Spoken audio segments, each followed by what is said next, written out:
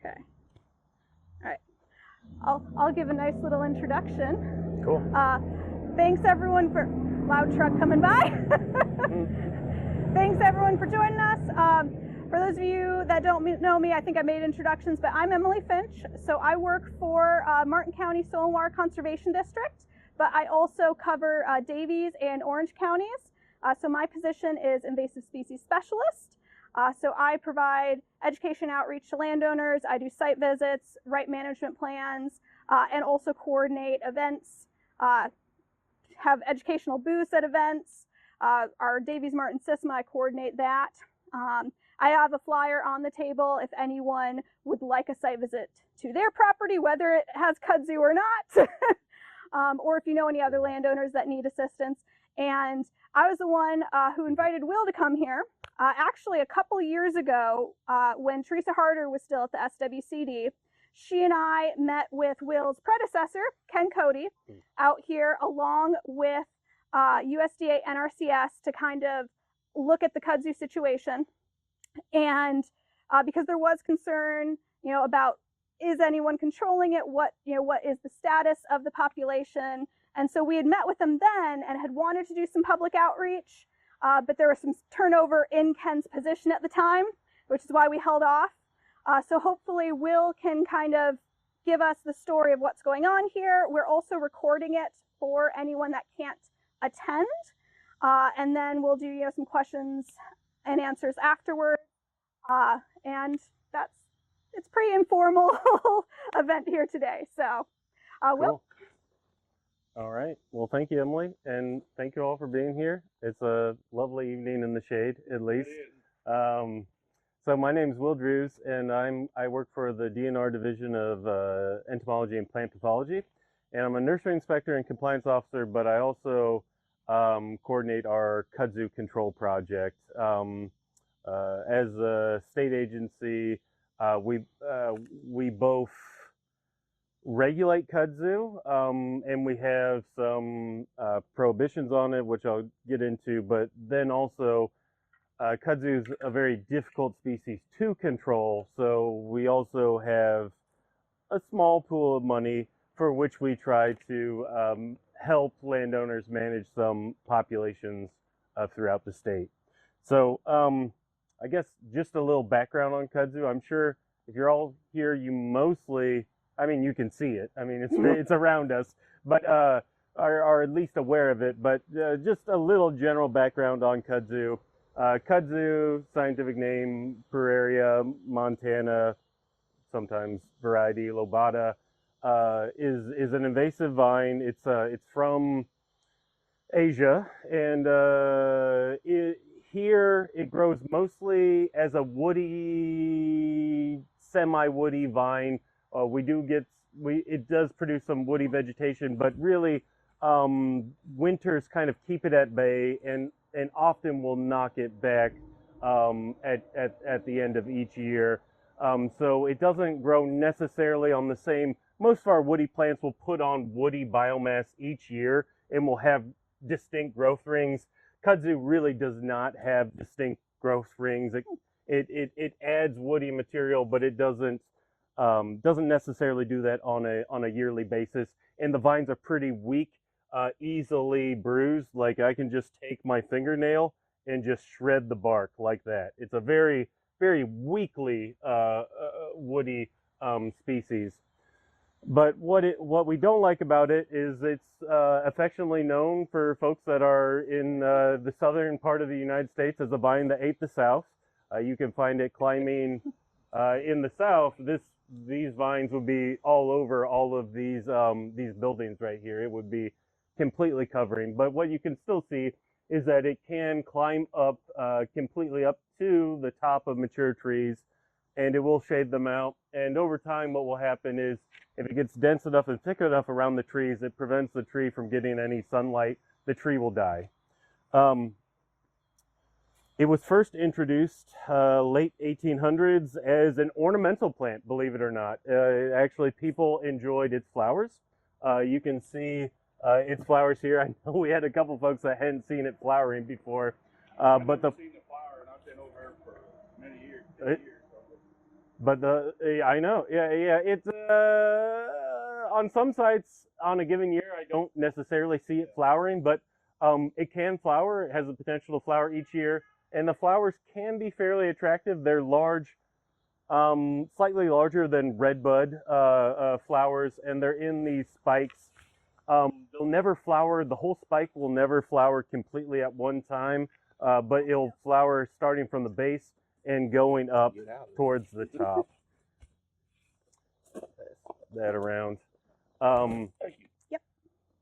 And so it was planted ornamentally because of the flowers, and people were going to grow it on trellises, and it would be a sunshade in the summer, die back and let the sunlight in the winter. Unfortunately, when it was planted here, some places, we started to see its invasive tendencies, and it started to escape there. But really, the reason why it's a problem is a little bit later, the early 1900s, is when it was introduced kind of a second time as an erosion control plant. And it was promoted, especially in Georgia, as a plant that you could plant on eroded slopes to stabilize erosion. And they planted millions of plants down in Georgia. And from there is when it started to fill drastically in. People would share plants, and it kind of moved up around. Basically in Indiana, on our populations that we have in the state, it's kind of split. People that planted it because they thought it was pretty for the flowers, or people that planted it because they heard it was this great erosion plant that people were planting in the South, and they're like, let's plant it here and see what happens. This site, I don't know the background of it, but I'm almost positive it's the latter because of how steep the slopes are. I'm sure someone's like, well, let's try a start and see if it can do something about the erosion. Unfortunately, one of the issues is it's what we found out later is it's not a great plant for erosion control. So it doesn't fill in densely to cover.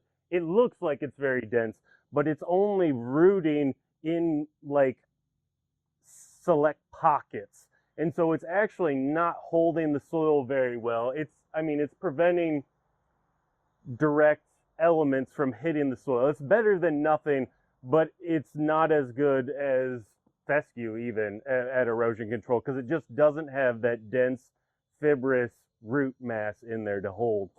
But by the time people found out about that, it was too late because it was planted too far around, and it kind of the cat was out of the bag. Basically, the DNR at one point, it's the Division of Entomology and Plant Pathology, has a directive to list certain problematic pests, whether they be insects, pathogens, weeds, whatever, as regulated species. And kudzu was one of the first specific plants identified as a problem to be controlled, because at the time, and still, Indiana has pockets of kudzu, but it's not like anything that you would see driving through Tennessee, Georgia, Alabama, anywhere down there. So the idea was if we tried to regulate it and tried to do something about it, that we could prevent it from becoming ever as bad as our poor folks counterparts to the south.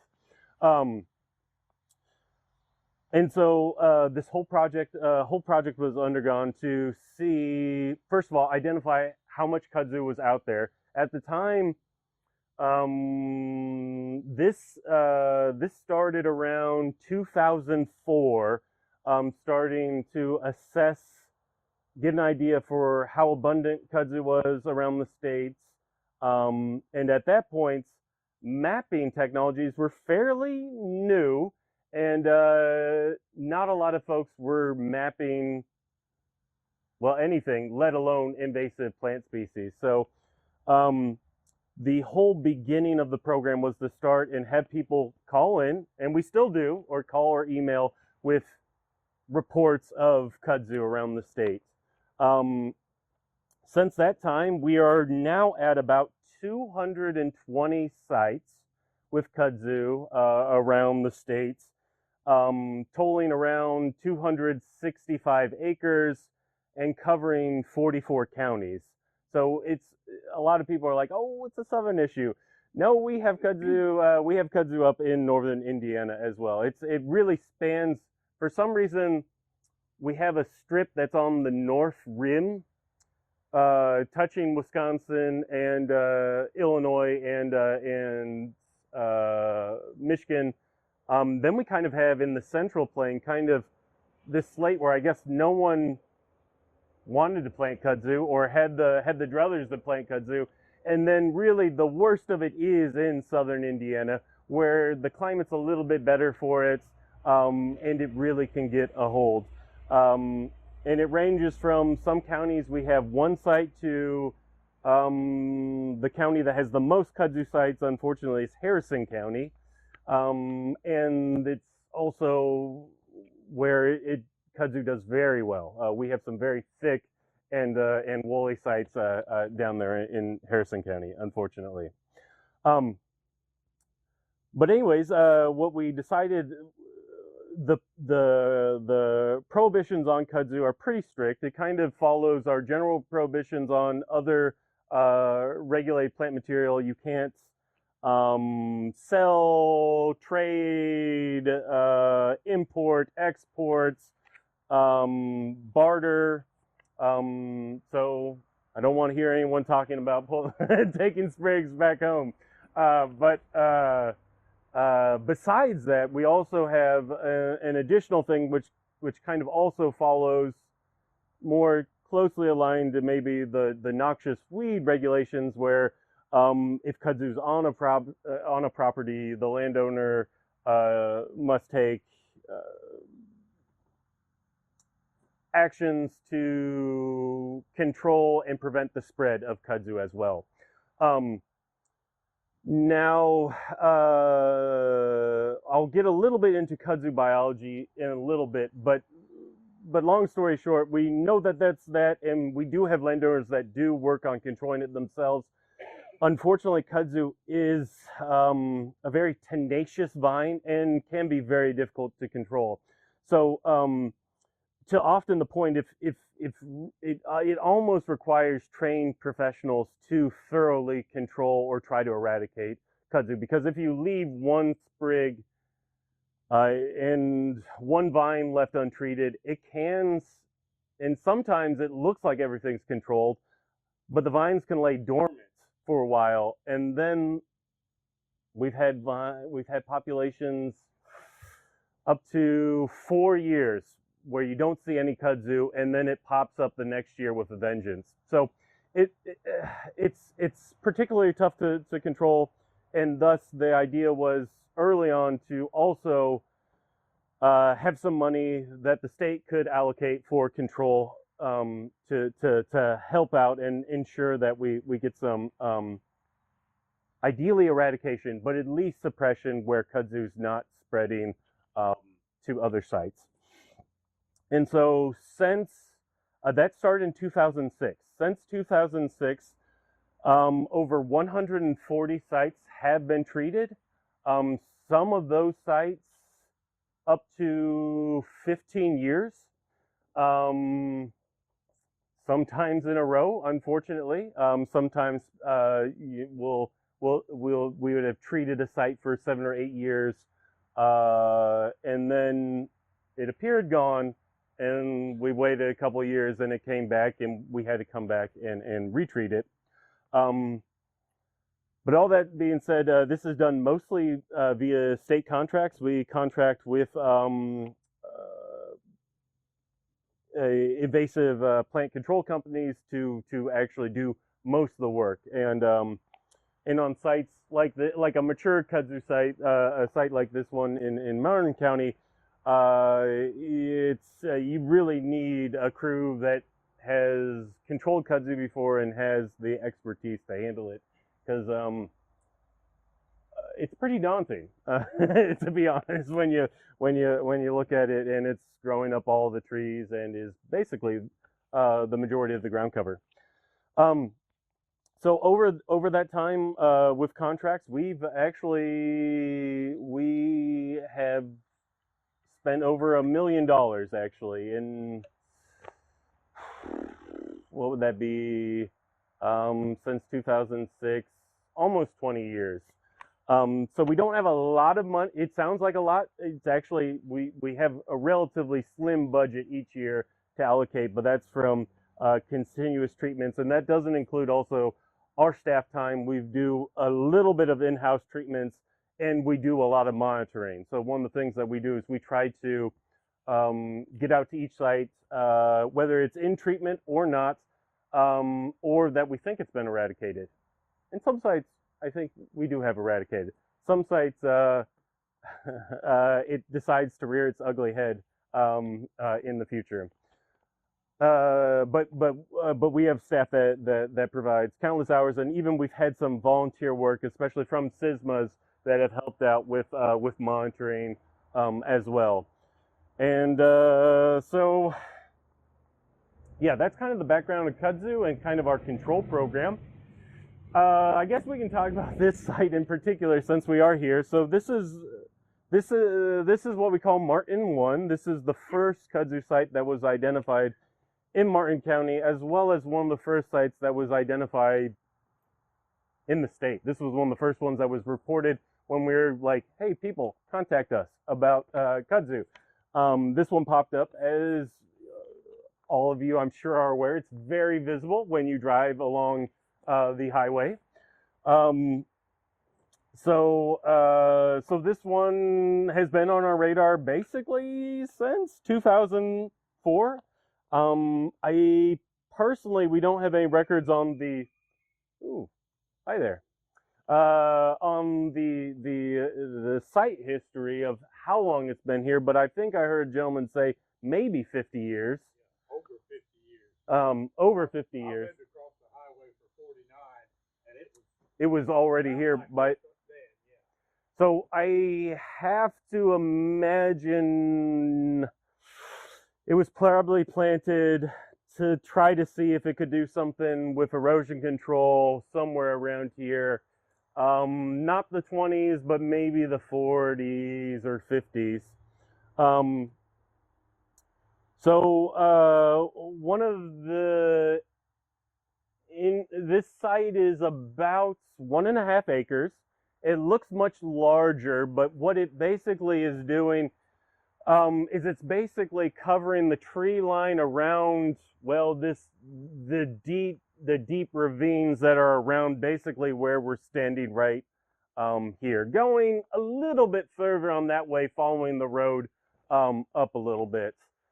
And so that's this is fairly common. What we call this is Kudzu likes to follow depressions. These kind of bowls, gullies, areas like that in the winter are going to be more protected from direct cold. So you can get much larger vines in that protected areas because it's allowed to more freely grow and keep regrowing. And so oftentimes we'll see depressional areas along forest edges or openings in forests be where we see the hot spots of kudzu. Luckily, since this one was identified, this site, I think, maybe has spread a little bit off that way and a little bit out that way, but otherwise has stayed relatively within its same footprint. I seem to remember when we had Ken Cody come out that following winter, he came to survey when the leaf cover was off to see if any of the vines had spread much further from their initial assessment. And he said, not really. I know I've talked to individuals, and I think it's because people have been keeping it from crossing the road. I received a letter from DNR back in the early 2000s. Okay. Behind my house, and I'm adjacent to the Doug Rock. Oh, on the other side of the, okay. So I had it treated. It died down like I said, about 4 years, and it came back with a vengeance. And it took out a mighty oak I had and 3 other trees, or really nice trees, that fell because of it. Because Okay. it encapsulated them. Mm. And I didn't, that's why I'm here, I don't know what to do with it. Do you still You have still it have actively it? going? Yeah, I still have There might be a road trip Oh after yeah, we wrap we'll up need here. to check that one out. I would Yeah. say, I know I've talked to, Cody Roush couldn't make it here tonight, but I know I've talked to him where he has found it where it's, hopped the road real quick where, he's gone and sprayed it. And is there like a utility line or telephone pole that goes across that it tries to climb every now and then? Yeah. And periodically someone comes through and sprays it. They do. And I've always wondered if part of that is from, at least from hopping the road, not the climbing, is from mowers coming by and I think so. hooking up a piece of it. Then it, falls off later on. So that's something to kind of keep in mind. There's a creek down in here that runs down behind all these houses here, and then it crosses under 50 down here about where that church is on the right, where it flattens out. Mhm. And then right on the other side of West River Road, where West River Road crosses that creek, right there in the same area, there was some grew up there right beside the road. I think that was either last year or the year before, and somebody sprayed it. I don't know who sprayed it, but I think they really killed it. I know Just right down here? Yeah, down 50 here. Yeah, we've been controlling that. Yeah, that I just checked on that one today. It's gone. They sprayed the guardrail last year real good. That's them.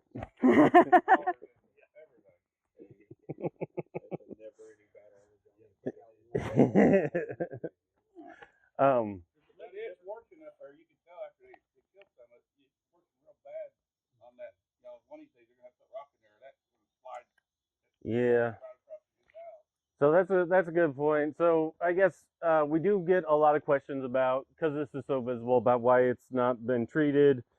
The long story short is it's not a great erosion control plant, but it is doing some erosion control, and the remediation efforts to control erosion on some of the slopes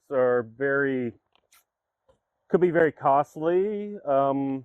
We had some NDOT officials, I don't know, a while back come and give an estimate that the erosion control alone would probably be around $25,000 worth of work, which is unfortunately most of our control budget that we have for a given year. From talking to Teresa when she was in the Martin SWCD, I think that estimate was back in like 2012 or something. So that's $2012. So it's probably more it's probably more now. Basically what you would have to do, some reinforcement of the bank. You'd have to not only seed, but probably put some erosion control textile materials down with seed to hold the bank, and it would be a very slow and a fairly costly process. It's not impossible. It's not impossible. It's a matter of when we met just a couple of years ago, no one stepped forward that had the financial resources to be able to pay for that, landowner or otherwise. We often, out of the Solomar Conservation District, we work with USDA NRCS partners. We have them out here. The problem is all of their programs are for invasive plant control like this are per acre rates, and their maximum one, they added a new one not too long ago that's a very high rate, and even that's only 600 something per acre. And usually that's dealing with one single landowner, not multiple, if it's crossing onto different property lines. So it would have been a drop in the bucket to try to deal with something like this, unfortunately.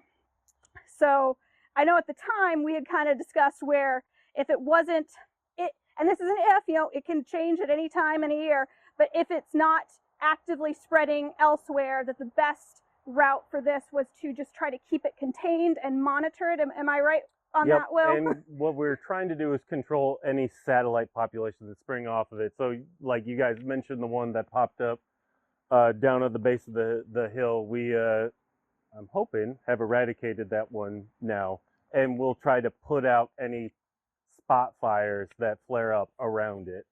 Is basically what we've seen, because what we could do is that we can fit in our budget, but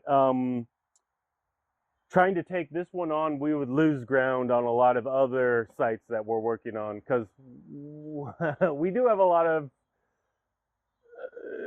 sites that we try to get to each year, and sites that we kind of have on the back burner but want to get to periodically as well. So we have a budget of up to $75,000 a year. So it's not a lot of money for all the sites that we try to get to. How many other Martin County sites? Okay, so that's a good point. So in Martin County, there are 8 confirmed kudzu sites around the county, ranging from, most of them are around the Shoals area, but we do have 1 site near Williams, 1 site near Lagodi, and 1 site on Crane Naval Base, actually. Crane is, and okay, out of all those sites, this one we have just monitored. Crane won't let us get on their site. They're taking care of they say they're taking care of their site themselves, and I actually do trust that they are. They do a lot of. They have a very active invasive management program. Yeah. And it's not worth the headache of me trying to, or any of our employees trying to get access to the site. And then the rest of them, which would be, we have 6 other sites, have undergone control. Though we'll talk about your site too. Yeah, I want to bring the site visit or something. Yeah. That I'd like to have you take a look at, because I did receive the letter from the DNR, and they said that they told me right where it was at on my property, because my property is adjacent to the DNR property at Jug Rock. Okay. They did everything and outlined it and said you need to take care of this. And so I got hold of. We don't have it on our. Do you know where the Jug Rock is? Yeah, I know where the Jug Rock is, sure. but we don't have it on our. We don't have it on in our database, which is weird. 99% sure they said it was this, and it looked like this.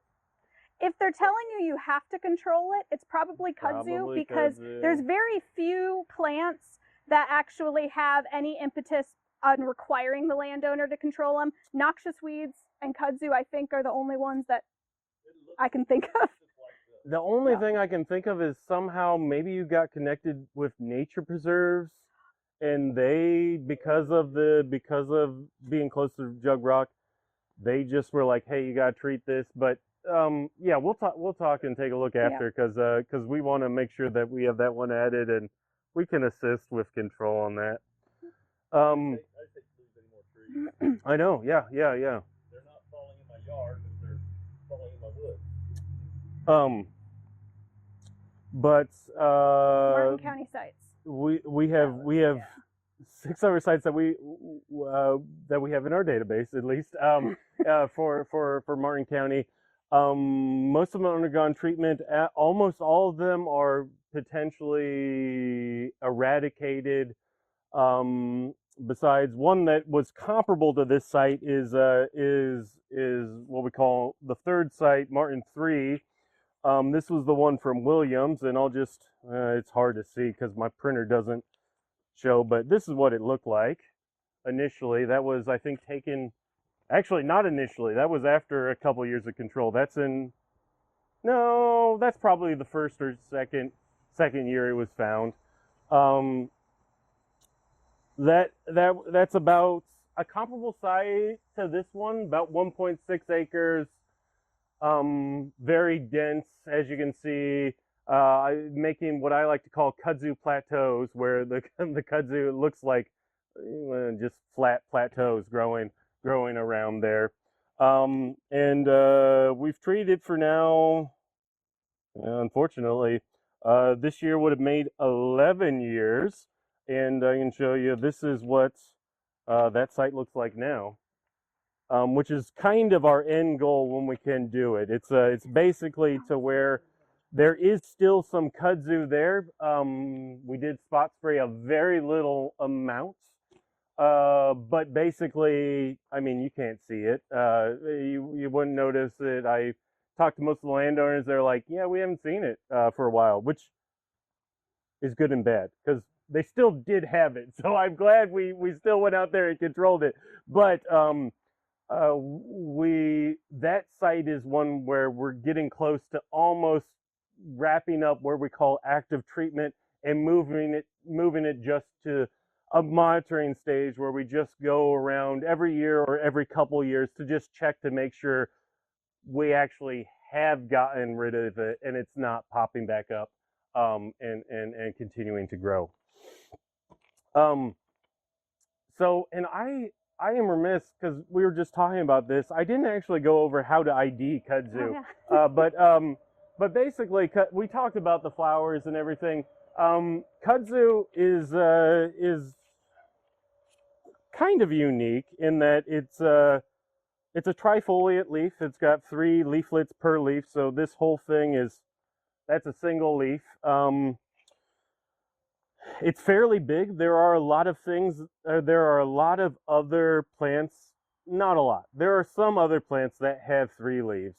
Probably the most common one that's a vine is poison ivy. And large poison ivy in the shade can kind of look like kudzu.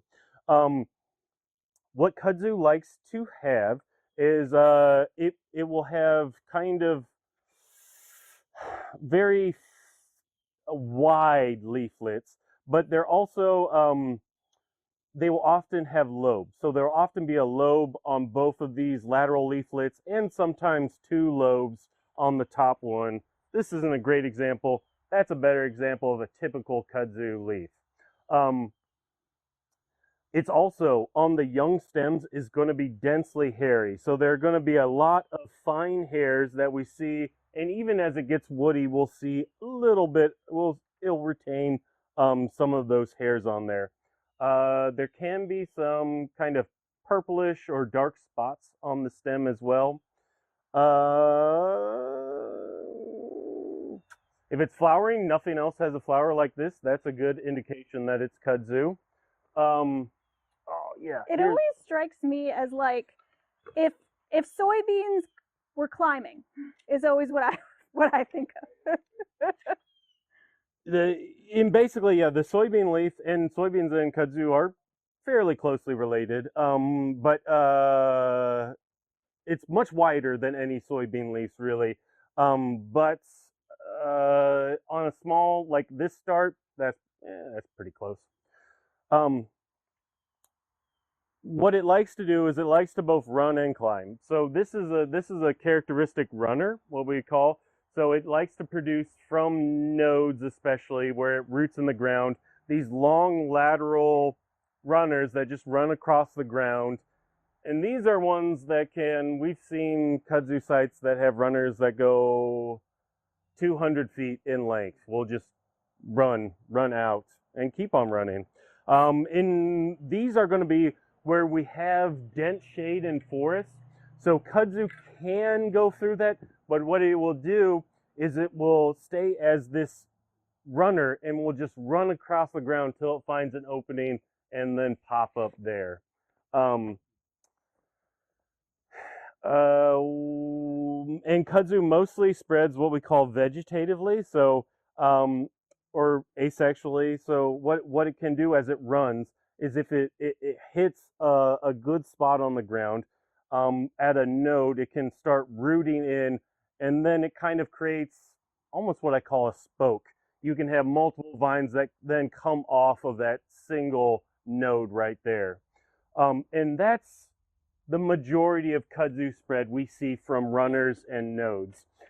Now, it does produce these attractive-ish flowers, if you don't hate the plant. And those flowers, if they do get pollinated effectively, each flower can become its own seed pod. And the seeds are legumes. They're unique in that the whole plant mostly is fuzzy, and the seed pods are the same. They're very densely hairy. They're flattened, So the closest other thing that kind of looks like a seed, like a kudzu seed pod, would be like a mimosa tree seed pod. It's going to be that flat end with seeds that are pronounced in there. However, it's going to be smaller than that, and it's going to be densely fuzzy. But each of these individual flowers, if it's pollinated, can create its own seed pod. So an individual flowering stalk can have,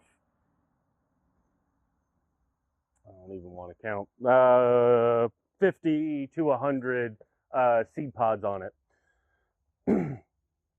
Now, if you were to spend time, if you didn't have anything better to do, and you were to look at the kudzu flowers for a long time, they get occasional visitors, but it is a non-native vine, and it's not for the area. It's not native to the area, and there are a lot of insects that just don't know what to do with kudzu. So it doesn't get a lot of pollination.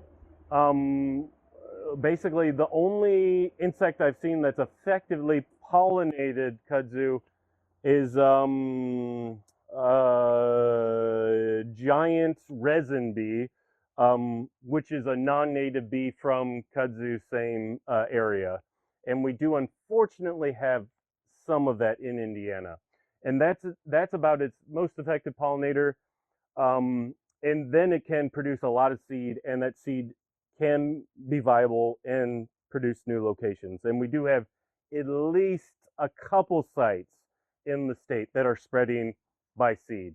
And that's kind of the more scary route, because seed pods can be spread by birds, water, wind, equipment, and that's where it has that more potential long-range dispersal mechanism.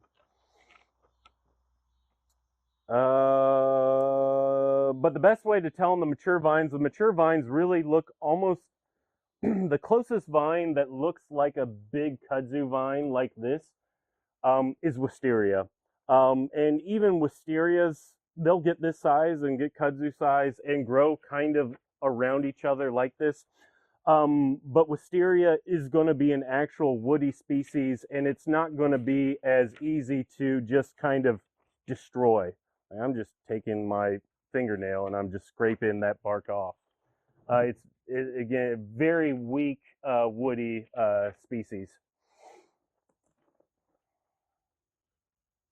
Say control would be next. And then I was going to talk about control. So for control, like a population like this, when we see a mature kudzu population like this, if we don't have to deal with erosion control, so this site would be different. I guess I can go over, on a general site, what we do is we would do an initial 1 or 2 years of just doing a foliar treatment. And what that means is that's just spraying.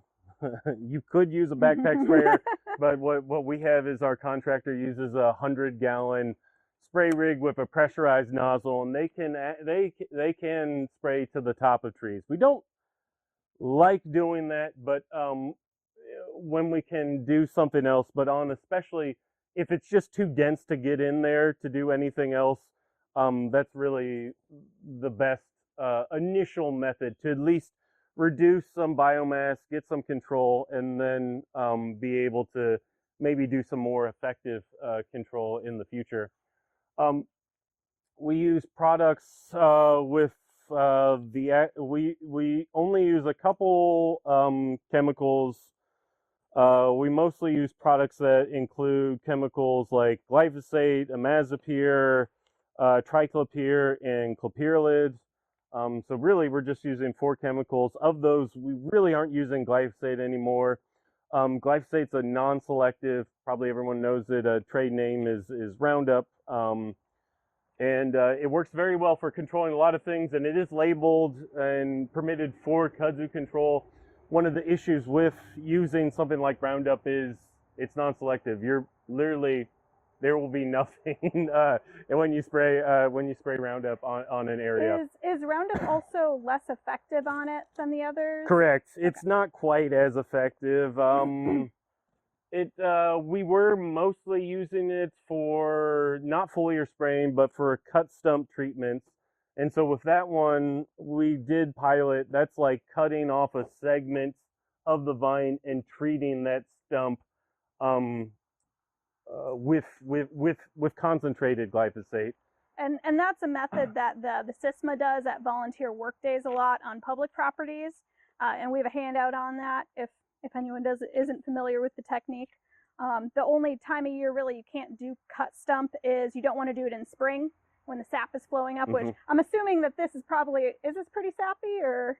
We never treat in spring because it's not ready in spring. So it doesn't, it really, it doesn't matter for us, but you can do it, what I'm saying is you can do it in winter. Like for cut stump, you don't have to have leaves that are green on it. So if you had some vines that were climbing a tree and you wanted to control them in winter, cut stump is an option.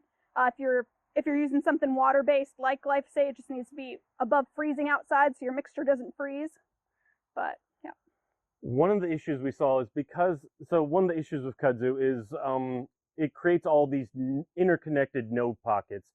And we were seeing some control with cut stump treatments, but we were seeing that we maybe controlled one node on a vine with treating just the stem, but another node further on was still active. So we kind of have moved away from that. We have done a lot of initial treatments with clopyralid. Clopyralid's probably the most specific chemical we use. So clopyralid specificity is that it only affects legumes and some composites or some plants in the aster family.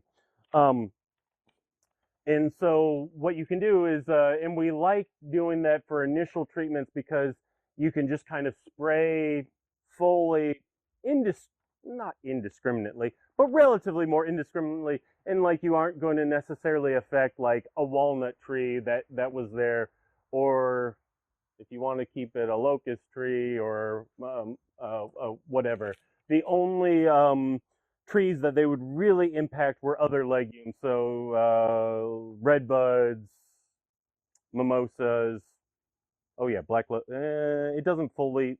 It hurts black locust. It doesn't necessarily fully kill them, but and Kentucky coffee and so on. But it's a smaller subset. So, but what we've really seen is after doing a large-scale clopyralid sprays, one issue is that the undergrowth. We have sites where then brambles, multiflora rows, and things will come in, and the sites are just horrible to get control. Is one downside with clopyralid, and two, it doesn't seem like it's as effective we have some sites where it worked great, and then some sites where kudzu the next year was back with a vengeance.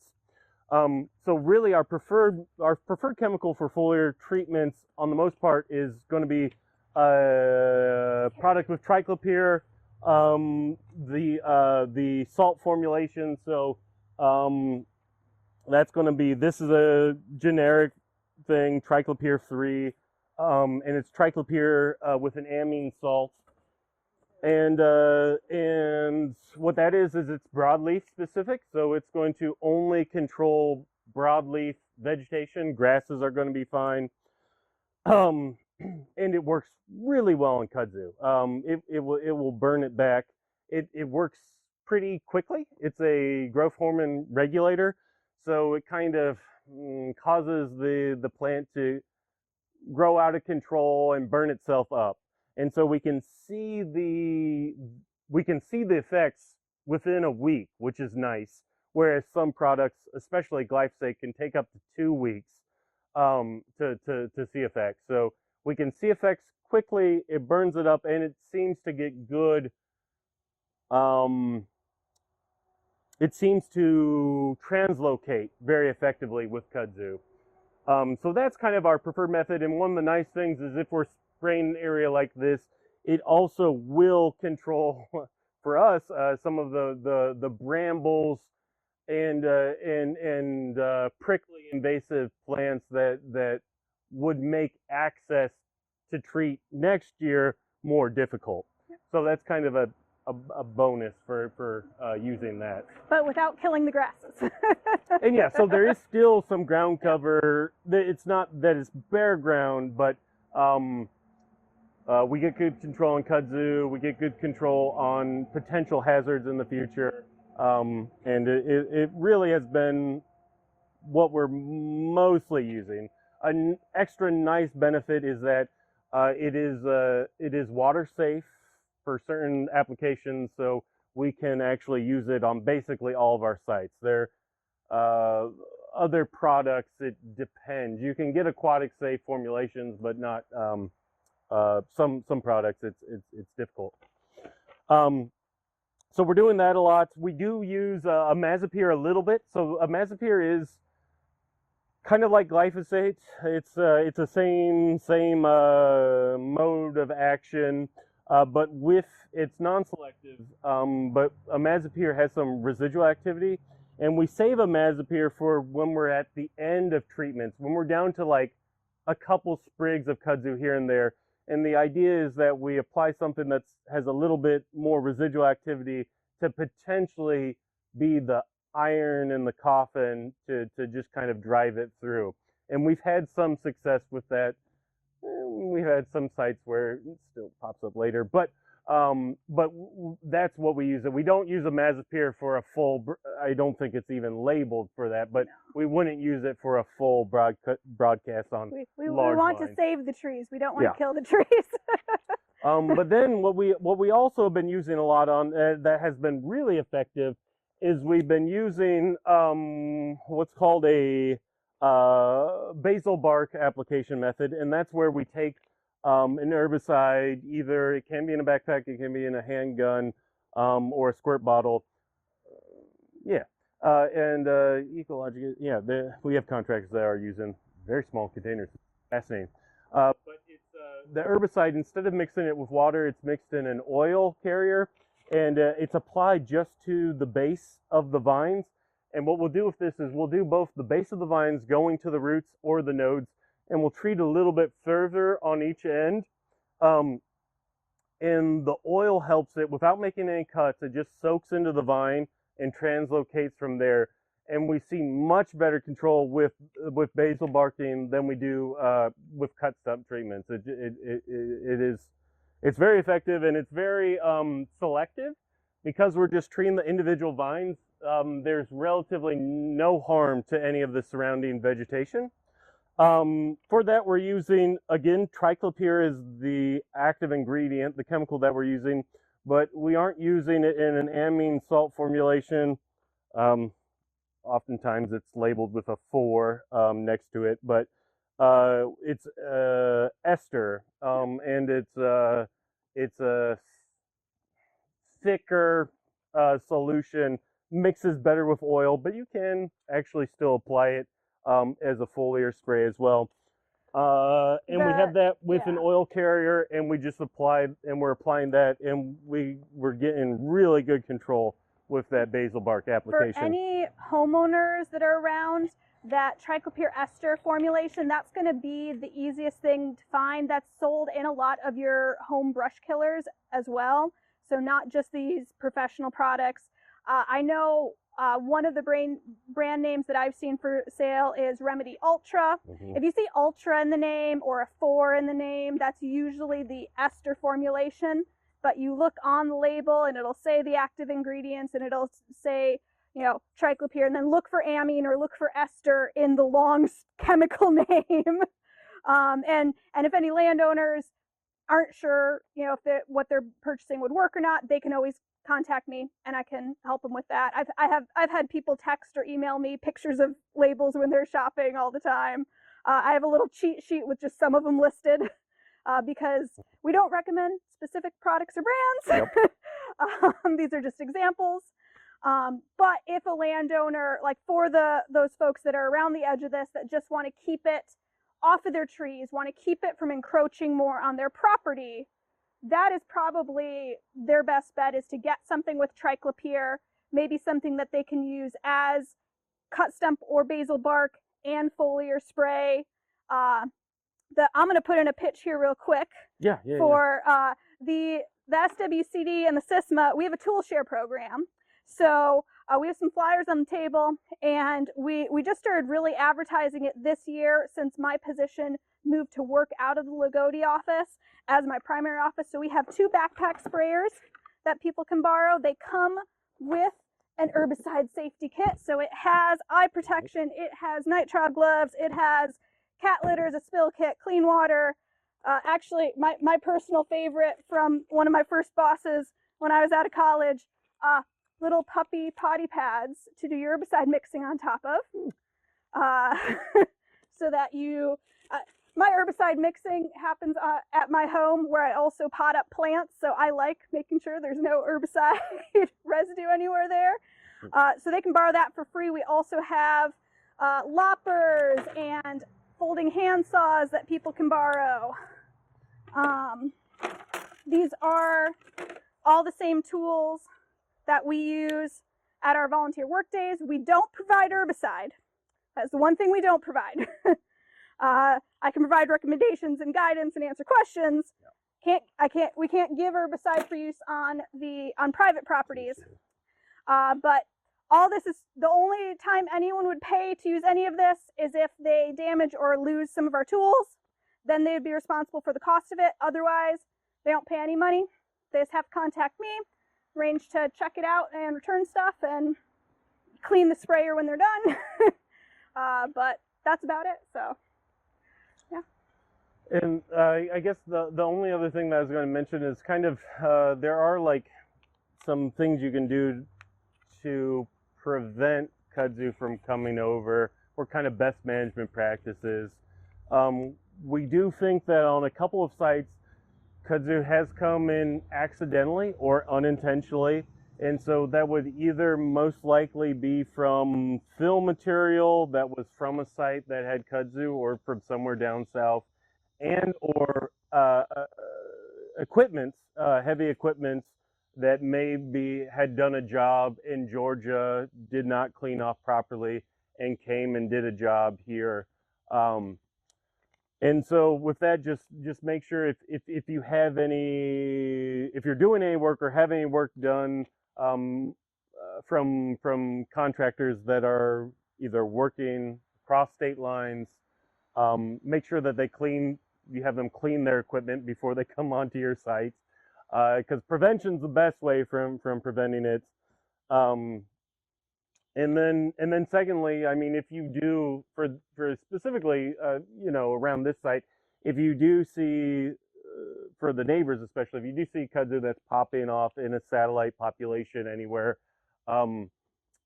please let me know, and we'll survey it, and we'll try to see what we can do, whether we can assist with actually control efforts or help out with technical assistance. We want to make sure that, I mean, the whole goal of our program is to prevent the spread of kudzu. We don't want it to spread. So we don't want to be known as the state that was eaten by kudzu later. So you can buy these chemicals without any type of training or license or anything like that, is that right? So yes. yeah, so the triclopyr, all of the herbicides that Will mentioned are considered unrestricted. So you don't need to be a certified applicator to buy or apply them. You would if you did it for hire, you know, off of your property for hire. But if you're just applying it on your property, you can purchase any of them. The easiest ones to use and use correctly without accidentally harming something you don't want are definitely the glyphosate and the triclopyr. Although clopyralid also isn't that difficult. That a lot of folks will purchase clopyralid to control legume type species or thistles. It also works very well on thistles. The imazapyr, I would not recommend any homeowners use that, even though I think they still could buy it. I don't think it's restricted. Yep. That one, you have to be a lot more careful and read the label very, very carefully. There are some tree species that are very sensitive to it. So you're more likely to, and because it has that residual activity in the soil, you could be more likely to spray it on one thing and accidentally harm something you weren't spraying just by accident, which is why I tend to recommend only professionals use it, whereas things like glyphosate or triclopyr are not known to be soil active.